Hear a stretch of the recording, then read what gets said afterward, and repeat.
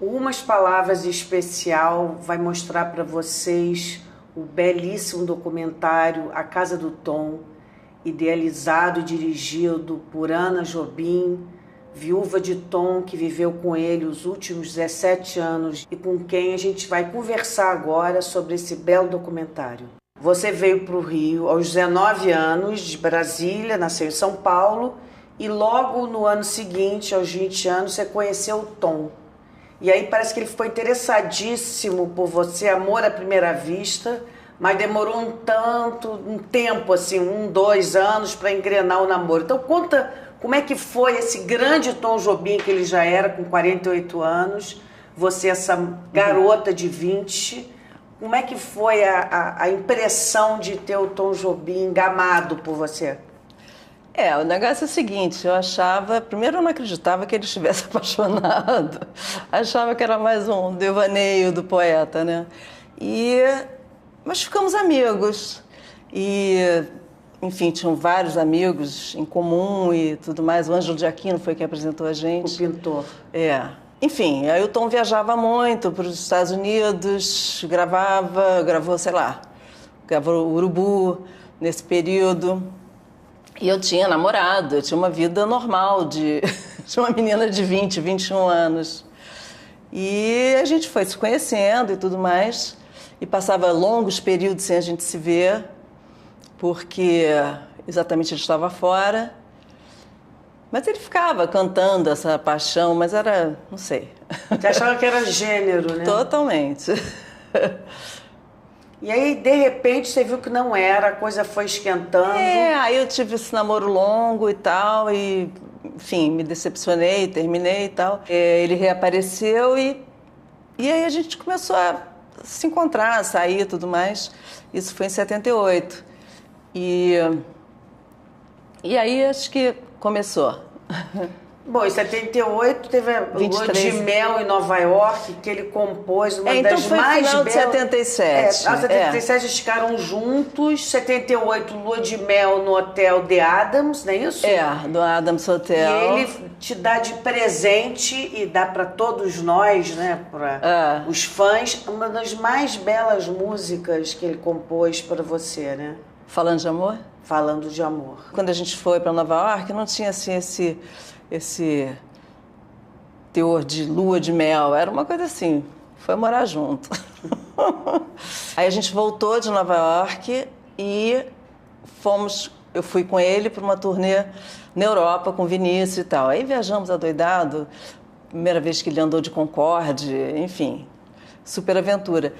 E essa viagem durou mais de um mês, Itália, Suíça... Enfim, quer dizer, Paris, o Tom era uma pessoa absorvente, né? Quer dizer, de repente você teve que entrar na vida dele, porque era tanta coisa, tanto estímulo, né? Que eu fico imaginando que... E é uma pessoa muito encantadora, né? E tinha um senso de humor maravilhoso e era divertido. A gente tinha uma vida muito alegre. E nessa época, para mim, era incrível, né? Me mostrando tudo. Os livros, as músicas, tudo. Mas e a ideia de começar a fotografar, virar fotógrafa? Isso foi vindo aos poucos. Na verdade, nessa primeira vez que a gente foi para Nova York, eu resolvi comprar uma câmera que era semi-automática e tal. E eu comecei a fotografar, enfim, mas sem nenhuma intenção de nada, porque eu não sabia exatamente. Eu fazia comunicação. Que, na verdade, eu não consegui terminar porque eu tinha que acompanhar o Tom. Quando você começou a fotografar, você não estava pensando, vou usar esse material para depois fazer uma exposição, fazer um livro, nada? Imagina. Era só amor, fotografando o amado. E fotografando tudo, o mundo que eu estava vendo, que eu estava vivendo. Eu fotografei muitas coisas. E aí, mais tarde, tanto que esse livro, Ensaio Poético, ele veio em 87. a ideia de fazer esse livro, porque eu já tinha um material vasto. Quer dizer, você usou no filme muitas imagens desse livro. Olha, eu só usei no filme imagens feitas por mim, coisas que ele falava. Eu não usei... Tudo que foi filmado por mim que eu digo assim, eu como dirigindo. Diretora, você encomendou? Encomendei, que na verdade o filme ficou durante um longo tempo sendo chamado de ensaio poético, porque era meio baseado nisso. E aí, com o passar do tempo, antes de terminar o filme, aí surgiu esse nome, A Casa do Tom, porque as 3 casas estavam muito fortes, evidentes e presentes ali. Então, aí passou a ser A Casa do Tom, Mundo, Monde, Mondo, que é uma frase do poema dele, O Chapadão, que é um poema totalmente autobiográfico, né? Antes dele... É lindo, é uma ode à casa que ele deseja a casa, e sonha, a vida, né? A morte, aos ídolos, a tudo, né? Quando que você teve a ideia, que você resolveu, vou filmar o Tom, vou filmar esse sarau, vou filmar a nossa vida, chamou um cara para filmar? Nada foi programado assim. Ah, não? Não. Na época do ensaio poético... Desse livro primeiro, das fotos. No lançamento do livro, que já era a 2ª edição, porque a primeira foi DBM, foi toda brinde. Aí fiz uma 2ª edição. E essa ia ser comercializada. Então, fui chamada para fazer a exposição, o lançamento do livro, na Laura Alvim. Aí comecei a bolar a exposição. Como tem esses temas muito definidos, né? E no livro o Tom fala de Ipanema, o Tom fala de Vila Lobos, o Tom fala de Drummond, o Tom fala, enfim, de Manhattan, de todas as coisas que faziam parte da vida dele e da nossa vida. E aí eu pensei assim, eu vou fazer... Isso era uma coisa meio moderninha na época. Eu vou filmar o Tom nesses 3 ambientes. A casa do Jardim Botânico, Poço Fundo, Nova York, e eu quero fazer uma entrevista com ele, mas é uma conversa assim que ele vai falar o tempo todo. E de vez em quando eu dava pala assim do tema que eu queria que ele falasse. E quando a gente ouve você falando, você botou o casaco. E aí filmei essas 3 partes assim, dividi em 3, que era para botar em 3 monitores, em salas separadas. Ah, para o lançamento. Para o lançamento. Então, eram 3 salas com as fotos e tal. Então, onde tivesse Poço Fundo, tinha ele falando aquelas cenas de Poço Fundo. Onde tivesse Nova York, a mesma coisa. E depois ele falando... Das coisas em geral. Fala de Vila Lobos, Drummond, Neruda, etc. Exato. E aí fiz isso e resultou em 8 horas de gravação. Que era bastante coisa. É um material espetacular. Na época eu filmei em Umatic, contratei uma equipe e esse projeto foi mais ou menos idealizado com o meu primo, Luiz Eduardo Lerina, que ele trabalhava na Univision, não sei o quê, e aí fizemos essa parceria.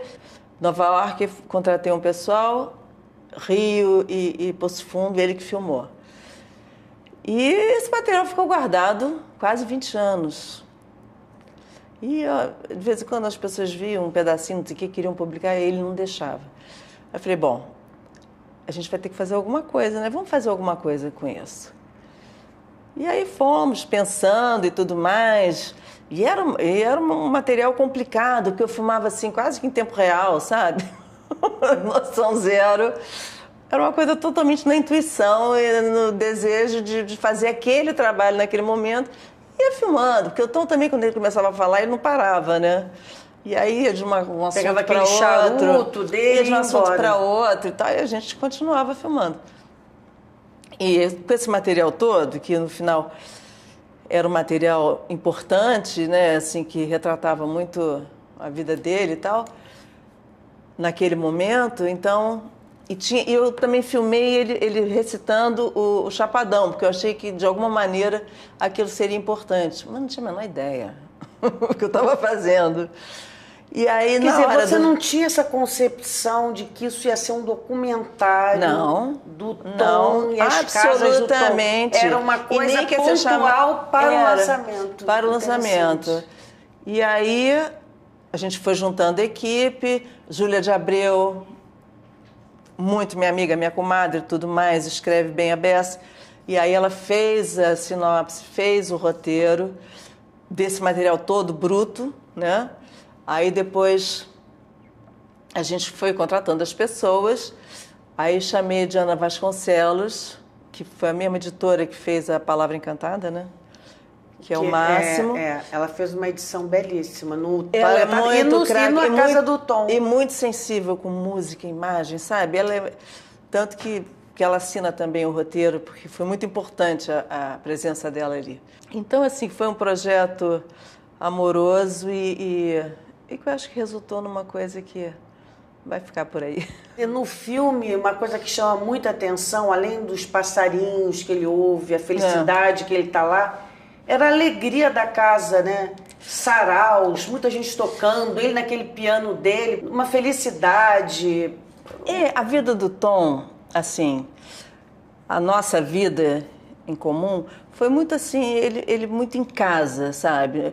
Ele não, os amigos ele ia na plataforma, encontrava, mas não eram os amigos verdadeiramente que iam na nossa casa. Pouquíssimos frequentavam a nossa casa. Então, assim, nos aniversários e em Poço Fundo, mesmo a família, né? Só a gente. Aí virava sempre cantoria. E a Helena, a irmã dele, Paulinho, Beth. Que são os filhos do primeiro são casamento, os filhos, Paulo e Beth. Os meus criancinhas ainda, enfim, os netos. Então, sempre terminava assim, Foi um período bem alegre. E você virou uma Jobinete, né? Quer dizer, uma das cantoras do coro. Quer dizer, que era a filha, a Beth, a mulher do Danilo Caymmi, o flautista. A Simone, Mais duas profissionais, a Maúcha Adnet e a Paula Marielembal. E você, como é que foi isso para você começar a cantar? Olha, a partir dessas cantorias em casa, não foi assim muito complicado, não. Porque, na verdade, o que ele quis fazer foi transportar a vida doméstica para o palco, nesse sentido assim, de estar perto dos filhos mais velhos que já não moravam com ele, e Paulinho músico e tudo mais. E ele sempre gostou que a gente cantasse com ele. E aí a gente então foi um processo assim, uma continuidade daquilo que rolava naturalmente, né? Porque dá essa impressão, né? Todo mundo junto. Nada ali é forçado. E a casa de Poço Fundo, que é na serra entre Teresópolis e Friburgo, né? Ou entre Petrópolis e Teresópolis. Teresópolis. Entre Petrópolis e Teresópolis, que ele frequenta desde os 15 anos. E aí vocês passaram a ter uma casa lá também. Ele já tinha. Quando eu casei com ele, já tinha construído a casa dele no alto do morro, que ele Mania de alto com vista, né? Aí ele cortou ali uma meia laranja, que nem ele chamava, e fez a casa dele plantada ali. E quando eu casei com ele, passei a frequentar lá o Poço Fundo, nessa casa. Porque ele morou muitos anos... Na casa do tio, não é isso? Na casa da mãe. Da mãe. Eu acho que já era da mãe dele. Na beira do rio, foi lá que ele fez Águas de Março, e enfim. No filme a gente vê o Tom, assim, um matuto, né, de chapéu, andando com cajado pela floresta, conversando com os outros matutos da região, encantado, né? Quer dizer, era uma outra vida, era uma vida mais calma lá. Como é que era a vida em Poço Fundo quando vocês iam? Era totalmente familiar, né? Cada um da família, a dona Nilza dava uma terrinha... A Nilza, a mãe dele. A mãe dele, que era dona do sítio. Aí chegava lá nos finais de semana, todo mundo se reunia, a gente almoçava, jantava. E de noite cada um ia para sua casa. Depois de cantar, tomar cerveja. Lá também tinha cantoria. Muito. A mãe dele também cantava? Não, ela ficava olhando. Olhando, né? Agora, a outra casa que a gente vê no documentário é o apartamento de Nova York. Que você conta que ele, de novo, conseguiu uma coisa alta, com vista, só que era vista para a cidade de Nova York. Como é que era a vida lá? Ele que foi um cara que teve um sucesso, acho que um brasileiro que mais sucesso teve em Nova York.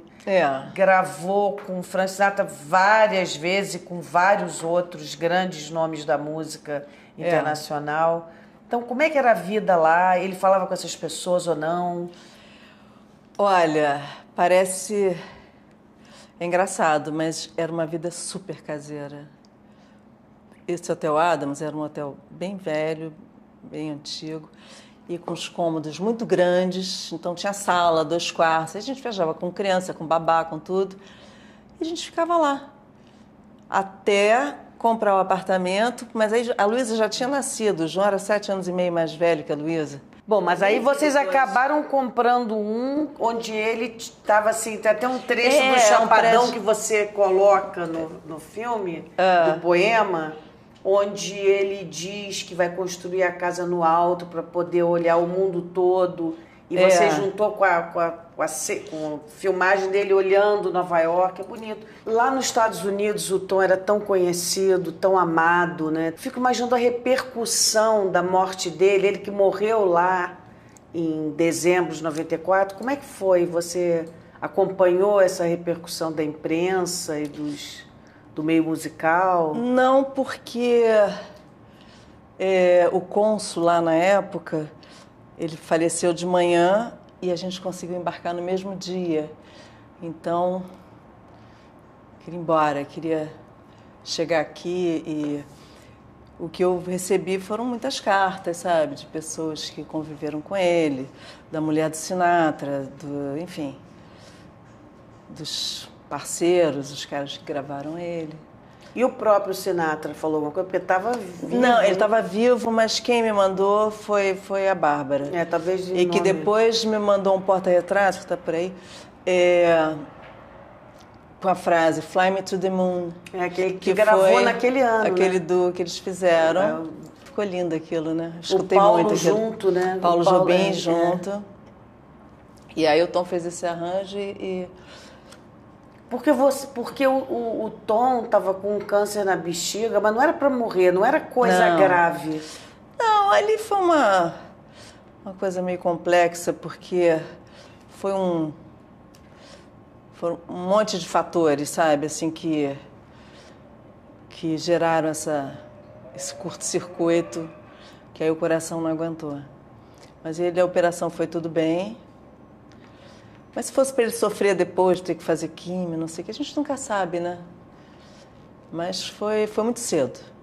Foi muito cedo. Ele tinha 67 anos, no auge não tinha nem cabelo branco. Invejável. É verdade. E estava muito bem, só que apareceu esse negócio. E depois, Ana, quer dizer, você não fotografou mais, não cantou mais e também não voltou para morar naquela casa tão amada e desejada? Eu continuei morando lá. Morei lá até 2000. Aí eu tive um assalto. Depois de todas as... Você perdeu um filho, depois teve o assalto, quer dizer... Aí resolvi ir para Nova York. Eu resolvi assim, levei uma pessoa para me ajudar e eu e a Luísa. E aí no avião eu falei, olha, pode ser que a gente vá morar lá. E ficaram 1 ano e meio lá? Aí a gente ficou 1 ano e meio, até baixar a poeira, até eu me sentir confortável. E até o Boni uma vez, assim, um amigo querido, né, ele me chamou lá no apartamento dele, com a Lu, aí falou, ô Ana, o que aconteceu com você foi uma topada, isso não vai, sabe, volta pro Brasil, sua filha já teve tantas perdas, agora vai sair da escola, perder os amigos e tal, vai morar na praia, que é alegre. Mas eu não obedeci naquela hora. Mas até hoje eu me lembro dele me sugerindo morar na praia. Que é onde você está agora. É onde eu estou agora. Praia de Ipanema. Para onde eu vim desde que voltei definitivamente em Nova York. Antes da gente passar para mostrar o filme agora, o que você diria para quem vai assistir? Qual é o seu recado assim, de autora, diretora e idealizadora desse projeto tão bonito? Caramba, não sei, eu acho que entre sem pré-julgamento, abre o coração e veja, vamos ver, não sei. Não tem uma coisa assim muito... Tá aí um tom que eu convivi, que eu vivi. E E que foi muito bom tudo. Estamos aqui, né, na sua casa nova, mas cercada de Tom, piano do Tom, o quadro da filha do Tom, as coisas do Tom, quer dizer, então o Tom tá vivo, né? E nesse filme mais vivo do que nunca. Ana, então, muito obrigada por ter conversado com a gente antes da exibição desse lindo documentário A Casa do Tom. Então, valeu, foi muito bom. Que bom. Obrigada a você.